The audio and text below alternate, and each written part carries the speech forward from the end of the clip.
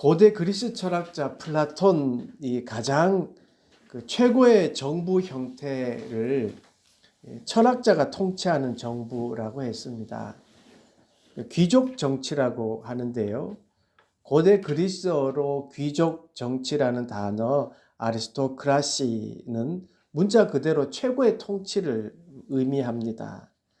플라톤에게서 그 귀족 정치는 오늘날 우리가 생각하는 부유한 엘리트나 귀족 계층이 아니라 시민들이 이끄는 국가였습니다. 플라톤은 국가론에서 지혜롭고 덕 있는 철학자가 다스리는 이제 귀족 정치를 철학적으로 철학을 기초로 해서 주장을 했습니다. 그 주장들이요, 철학적인 논의가 기초가 되었기 때문에 이제 좀 진짜 이상적인 나라가 존재할 수 있냐 없느냐는 이제 논란의 대상이 되는데요. 플라톤이 생각하는 이상 국가, 그러니까 철학적 통치자들이 하는 거는요, 그 철학적 통치자들이 어린 시절부터 이제 교육을 받는 거예요. 윤리적 성품과 신체적인 기능을 이제 교육을 받는 거예요. 어릴 때부터. 그래서 그렇게 인재들을 선발해서 탁월한 이성과 이제 열정을 함량한 사람을 지도자로 세우는 것을 이제 목표로 훈련하는 겁니다. 그렇게 그 중에서 가장 뛰어난 자가 이제 왕이 되어서 통치한다라는 이제 주장이에요. 그리고는 이제 부연으로 뭘 이야기를 하냐면 이 철학적 통치자가 유혹이나 부패로부터 벗어나기 위해서 개인적인 소유는 아무것도 못하게 해요. 또 나아가서 월급도 못 받게 하는 거예요. 재산을 소유할 수 없게 만들어요. 그래서 그 모든 지도자들과 그 동료 지도자들과 모든 것을 공유하도록 하는 것. 이게 이제 플라톤이 말하는 이제 귀족 정치의 모습입니다.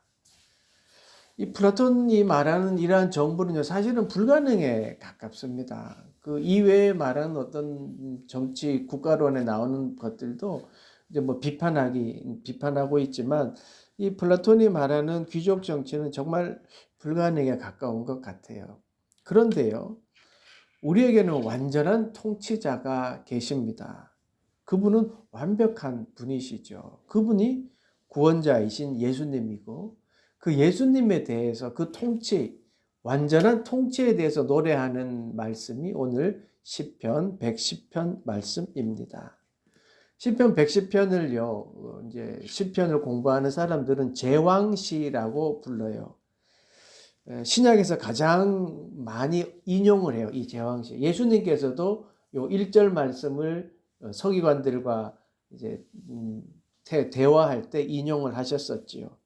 구약에서 보면 제왕시인데, 그러니까 왕이 즉위식이 있을 때 이 왕에 대해서 이제 할 때 많이 썼다라고 하고요. 신약으로 보면 이제 이 왕이 그리스도라고 해석을 해서 메시아적 시라고 합니다. 그 1절에서 3절은 통치자의 권세, 그 통치자의 권위가 어디에서 오는지에 대한 말씀입니다. 1절 말씀 보시죠. 여호와께서 내 주에게 말씀하시기를 내가 내 원수들로 내 발판이 되게 하기까지 너는 내 오른쪽에 앉아 있으라 하셨도다. 여호와 하나님은 왕을 하나님의 오른편에 앉아 있으라라고 하십니다. 대리자로 세웠다는 거예요. 그러니까 오른팔.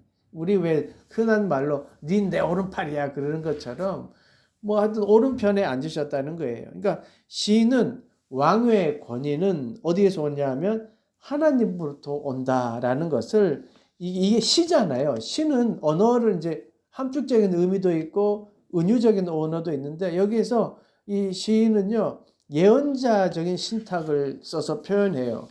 여호와께서 말씀하시기를, 이건 예언자들이 말하는 표현이었거든요. 그러니까 예언자가 하나님의 말씀을 대언할 때 하는 용어를 써서 왕권은 하나님으로부터 허락받았다라는 것을 명확히 하고 있습니다. 여러분 이스라엘 민족을 한번 생각해 보세요. 이스라엘 민족의 인식은 원래부터 그랬습니다. 지상의 통치자는 하나님의 대리자로서 간주되었고요.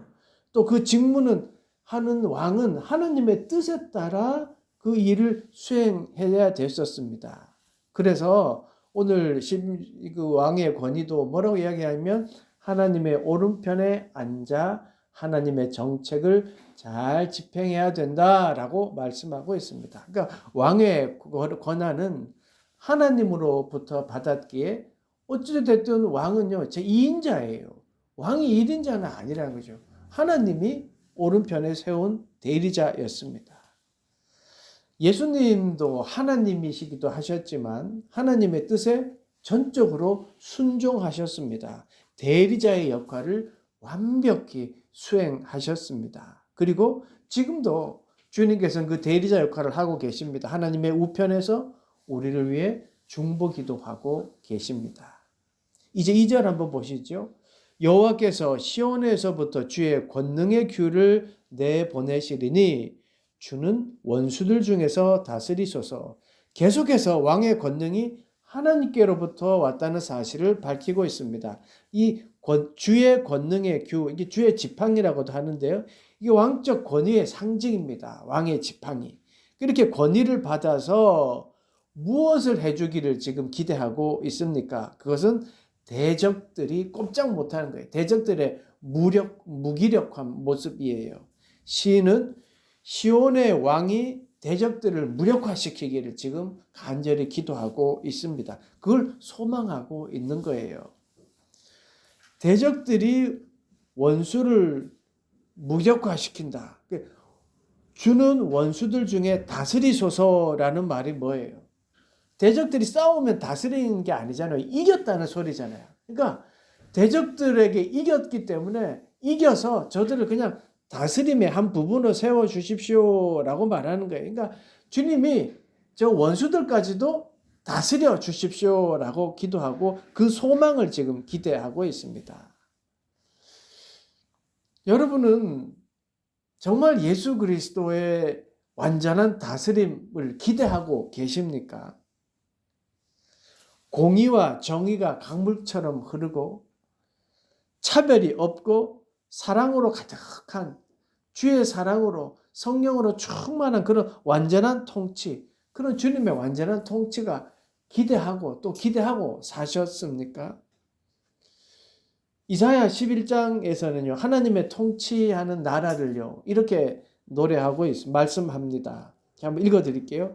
그때에 이리가 어린 양과 함께 살며 표범이 어린 염소와 함께 누우며 송아지와 어린 사자가 삼진 짐승이 함께 있어 어린아이에게 끌리며 암소와 곰이 함께 먹으며 그것들의 새끼가 함께 엎드리며 사자가 소처럼 풀을 먹을 것이며 젖 먹는 아이가 독사의 구멍에 장난하며 젖된 어린아이가 독사의 굴에 손을 넣을 것이라.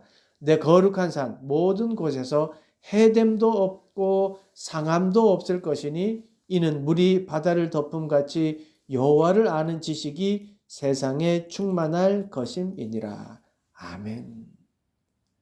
이사야가 본 환상은, 이사야가 본 하나님의 나라는 이런 다스림에 있는 나라였습니다. 육식동물과 초식동물이 함께 있습니다. 무서운 독사는 아예 장난감이 되고 해됨도 없고 상함도 없는 세상입니다. 사자는 소처럼 풀을 먹습니다. 여러분, 이러한 세상을요, 지금 우리가 박사라고 여기고 머리가 좋다고 자랑스러워하던 그런 지식들이 여기에 그 지식이 무슨 소용이 있겠습니까? 합리적인 판단으로 아주 똑똑하다라고 소리 듣지만 이러한 세상 앞에서 그 똑똑함이 뭔 의미가 있겠습니까? 인간적인 자랑거리, 지금 우리가 소중하게 생각되었던 그런 것들은 완전한 하나님의 통치 앞에서는 아무것도 아닌 것이지요. 그 하나님의 통치 앞에서는 오직 여호와의 이름만 충만한 나라입니다. 그리고 3절을 보시면 완전한 통치에서 나오는 권위와 그 완전한 통치자 하나님 왕을 따르는 백성들의 모습을 시인이 이렇게 노래합니다. 3절 보세요. 주의 권능의 날에 주의 백성이 거룩한 옷을 입고 즐거이 헌신하니 새벽 이슬 같은 주의 청년들이 주께 나오는도다. 하나님의 통치는 순조롭고 소망이 있습니다. 억지나 강요가 없습니다. 보세요. 전쟁이 일어났습니다. 분위기가 그런데 순조롭고 소망으로 가득합니다. 왕이 군대의 소집을 명령하고 그 백성은 그 의무를 다합니다. 왕의 명령에 순종해야 될 의무가 백성에게 있긴 하지만 왕이 만약에 폭군이었다면 그 징집하는 많은 사람들의 슬픔과 괴로움이 있었겠죠. 그런데요. 왕의 통치를 신뢰하고 있기 때문에 거룩한 옷을 입고 전쟁에 헌신합니다. 즐거이 헌신합니다. 백성들이 신성한 의무로 여기고 그 하나님의 전쟁에 참여하고 있는 거예요. 왕은요, 하나님의 뜻에 따라 통치한다라는 것을 절대 잊으면 안 되고 그 사실을 가지고 겸손히 통치해야 되는 것이고, 백성은 왕은 하나님이 세우셨다라는 완전한 그 믿음, 신뢰를 가지고 따라갈 때 완전한 통치는 이루어지고 그리고 나라는 강력해지는 것이죠. 생명과 혈기왕성한 그 새벽 이슬 같은 청년이라고 표현했는데요. 그들이 왕의 명령에 따라 거룩한 옷을 입고 모여드는 걸 한번 상상해 보십시오. 그들이요, 두려움으로 안 가면 안 될까라는 마음이겠습니까? 아니면 왕을 신뢰해서 정말 이제 승리한다라는 마음으로 모였겠습니까?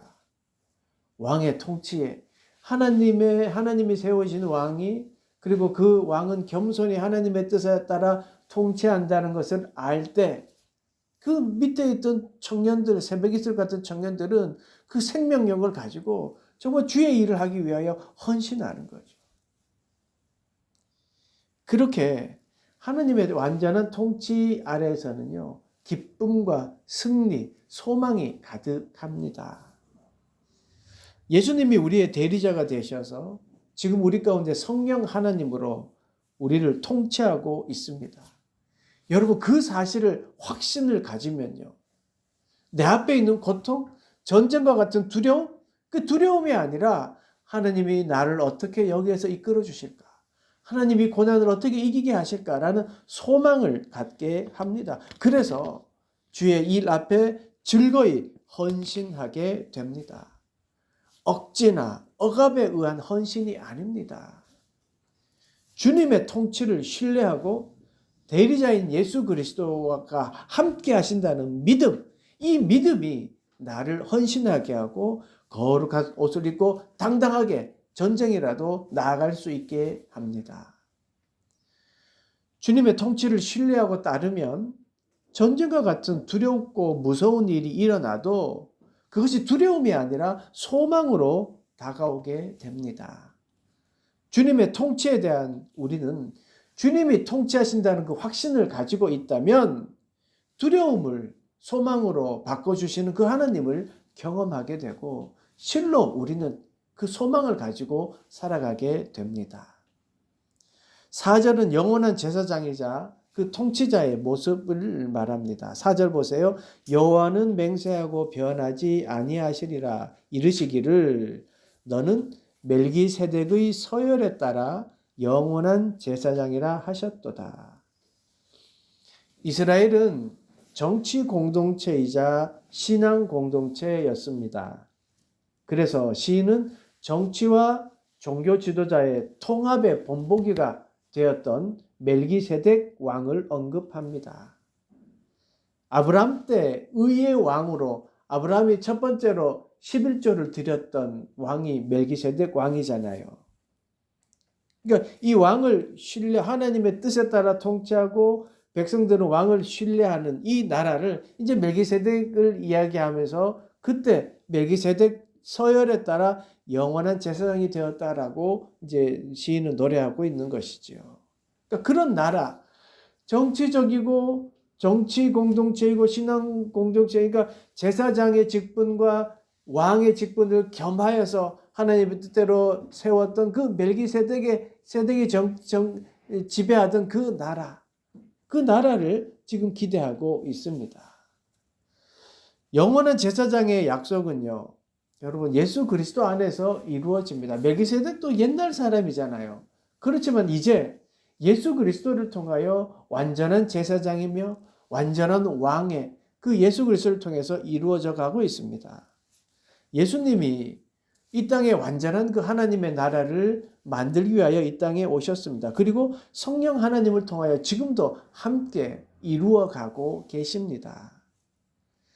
대림절 절기를 우리가 첫 주, 두 주, 셋 주, 넷째 주 이제 오늘 마지막으로 지키고 성탄절을 기다리는 이유가 무엇입니까?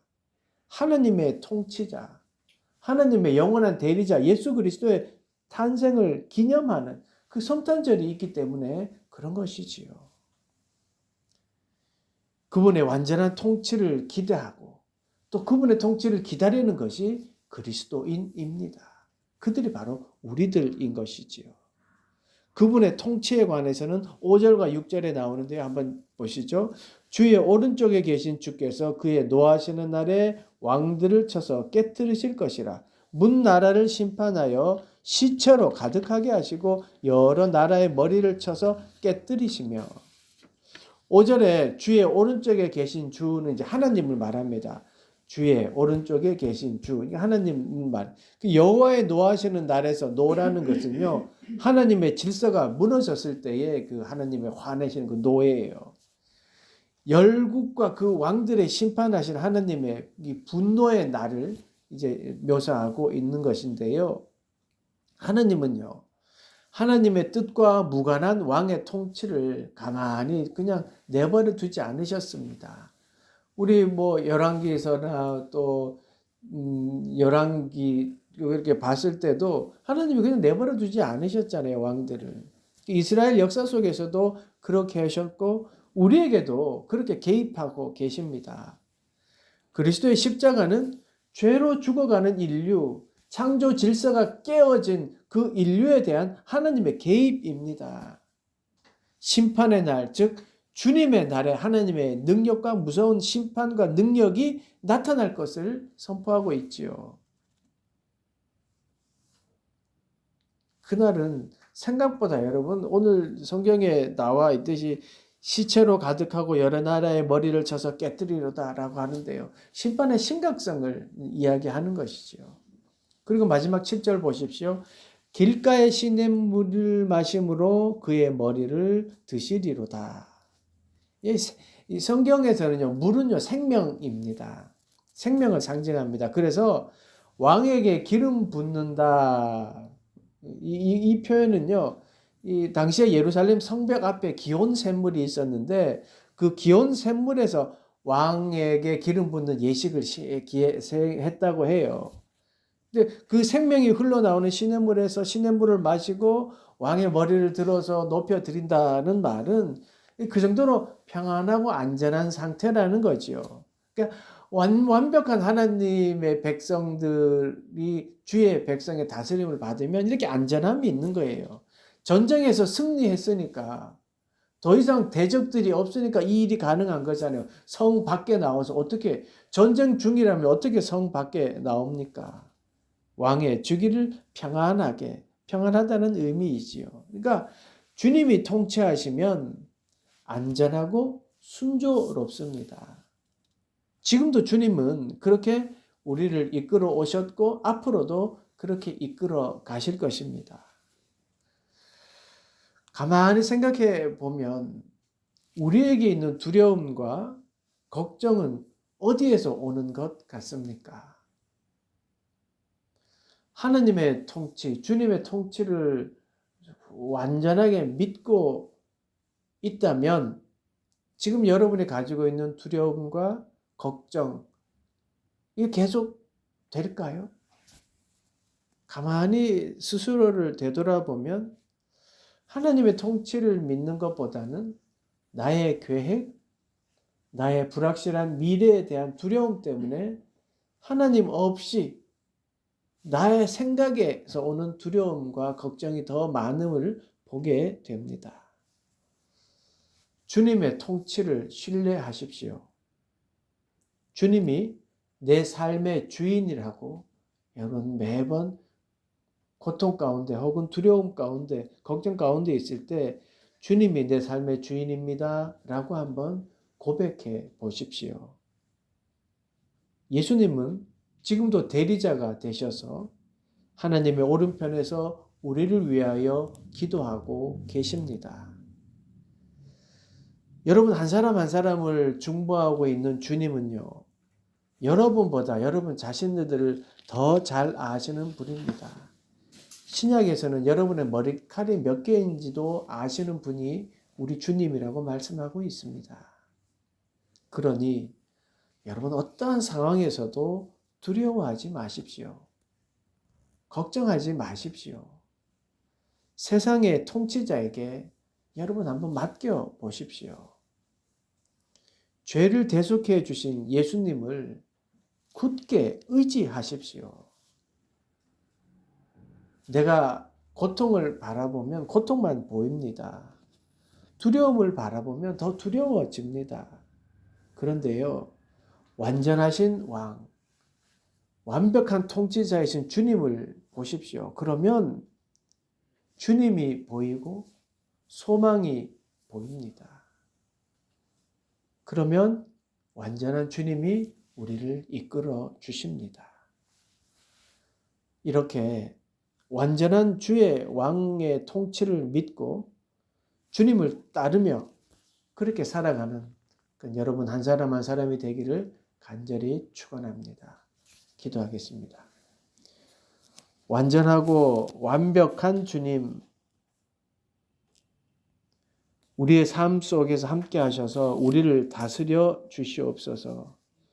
주님의 통치에 순종하는 믿음을 허락하여 주시옵소서. 주님께 순종하는 겸손을 주셔서 주님의 이끄심에 민감한 영혼들이 되게 하시고 주님을 따르는 우리 모두가 되도록 인도하여 주시옵소서. 하나님 우리 삶 가운데 늘 함께 하셔서 언제 무엇을 어떻게 뭘 하든지 하나님을 신뢰하는 믿음을 우리에게 허락하여 주시옵소서. 몸이 아픈 이들을 위하여 기도합니다. 몸이 가렵고 아프고 또 치료 중에 있고 만성 질병 가운데 있는 모든 이들을 불쌍히 여겨주시고 주님의 손으로 안수하여 주시옵소서.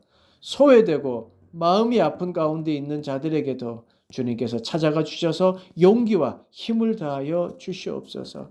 자립 청년들이 지치지 않도록 도우시며 우리의 기도로 세상에 나가 힘차게 살아가는 용기를 더하여 주시옵소서.